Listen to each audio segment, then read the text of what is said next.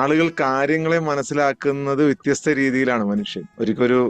ഒരു സന്യാസിക്ക് കുറെ ശിഷ്യന്മാരുണ്ടായിരുന്നു, കുറെ ശിഷ്യന്മാർ. സന്യാസിക്ക് രാമു എന്ന് പറയുന്ന ശിഷ്യനെ ഭയങ്കര ഇഷ്ടമായിരുന്നു. ഭയങ്കര ഇഷ്ടം എന്ന് പറഞ്ഞാൽ ഭയങ്കര ഇഷ്ടം. അപ്പൊ ഇത് മറ്റു ശിഷ്യന്മാരുടെ ഇടയിൽ ഭയങ്കര ചർച്ചാ വിഷയമായി. എന്താണ് ഈ ഒരു ആളുടെ മാത്രം ഈ ഗുരു ഇങ്ങനെ, അങ്ങനെ ഒരു അസ്വസ്ഥതയായി. പലരും സംസാരിക്കാൻ തുടങ്ങി, പല ശിഷ്യന്മാരും ഇതിനെക്കുറിച്ച് ചോദിക്കാൻ തുടങ്ങി. എന്താണ് ഒരാളോട് മാത്രം ഗുരുവിന് ഇത്ര സ്നേഹം?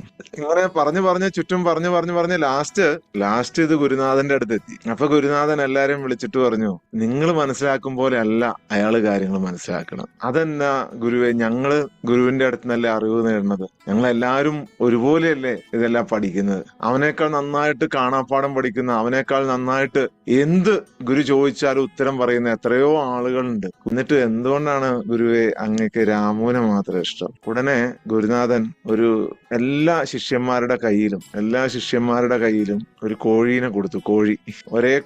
ഒരു കോഴീനെ എല്ലാ ശിഷ്യന്മാരുടെ കയ്യിലും കൊടുത്തു. എന്നിട്ട് പറഞ്ഞു, നിങ്ങൾ ഈ കോഴീനെ കൊണ്ടുപോയിട്ട് ആരും കാണാത്ത ഒരു സ്ഥലത്ത് കൊണ്ടുപോയി കൊന്ന് തിരിച്ചു കൊണ്ടുവരാൻ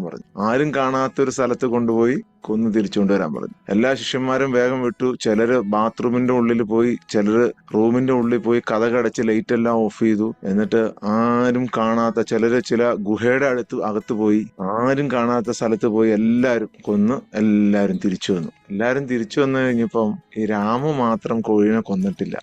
ഗുരു ചോദിച്ചു, ഇതന്നെ ഞാൻ എല്ലാവരോടും കൊന്നുകൊണ്ടുവരാനല്ലേ പറഞ്ഞത്, നീ എന്തുകൊണ്ട് കൊണ്ടുവന്നില്ല? നീ ഇപ്പൊ അനുസരണ ഇല്ലാത്തവനായി മാറി. നിന്നെല്ലായിരുന്നു എനിക്ക് ഏറ്റവും ഇഷ്ടം. അവിടെയാണ് രാമുവിന്റെ യുണീക്നെസ് മനസ്സിലാകുന്നത്. രാമു പറഞ്ഞു, ഞാൻ ഈ ലോകം മുഴുവൻ ചുറ്റിയാലും ആരും കാണാത്തൊരിടം ഉണ്ടാകില്ല. എന്നെ ആ പരമാത്മാവ്, പരബ്രഹ്മം, ഈശ്വരൻ, ദൈവം, സൃഷ്ടാവ്, അള്ളാഹു എപ്പോഴും നിരീക്ഷിച്ചുകൊണ്ടിരിക്കുന്നുണ്ടല്ലോ, ഞാൻ എവിടെ പോയി ഇതിനെ കൊല്ലും? ഇവിടെയാണ് വ്യത്യസ്തമായ ആളുകൾ കാര്യങ്ങൾ മനസ്സിലാക്കുന്നതിന്റെ രഹസ്യം. വ്യത്യസ്തമായ കാര്യങ്ങളെ മനസ്സിലാക്കും. ഈ വ്യത്യസ്തതയാണ് നിങ്ങൾ ഇവിടെ നിന്ന് പഠിക്കണത്. എന്താണ് ഈ മിറാക്കിൾ മോർണിംഗ് ട്രാവലിൽ നിങ്ങൾ പലരും വന്നിരിക്കുന്നതെന്ന് പറഞ്ഞു കഴിഞ്ഞാൽ ഈ വ്യത്യസ്തമായ ഒരറിവാണ് നിങ്ങൾ ഇവിടെ നിന്ന് നേടുന്നതെന്ന് പറയാം. കാലങ്ങളിൽ പലരും ആദ്യകാലങ്ങളിലൊക്കെ ഈ അറിവും ഈ കഴിവും, നിങ്ങളിപ്പോ നേടുന്ന ഒരു കഴിവുണ്ട്, ഈ കഴിവ് നേടിയവരൊക്കെ പിന്നീട് പലരും അവരെ ദൈവങ്ങളാക്കി ചിത്രീകരിച്ചു. അങ്ങനെ എടുക്കുമ്പോ കോടാനുകോടി ആളുകളുണ്ട് ദൈവമായി മാറിയത് പിന്നീട്. പക്ഷെ അവരൊക്കെ മനുഷ്യരോട് പറഞ്ഞിരുന്നു, ഇത് നിങ്ങൾക്കും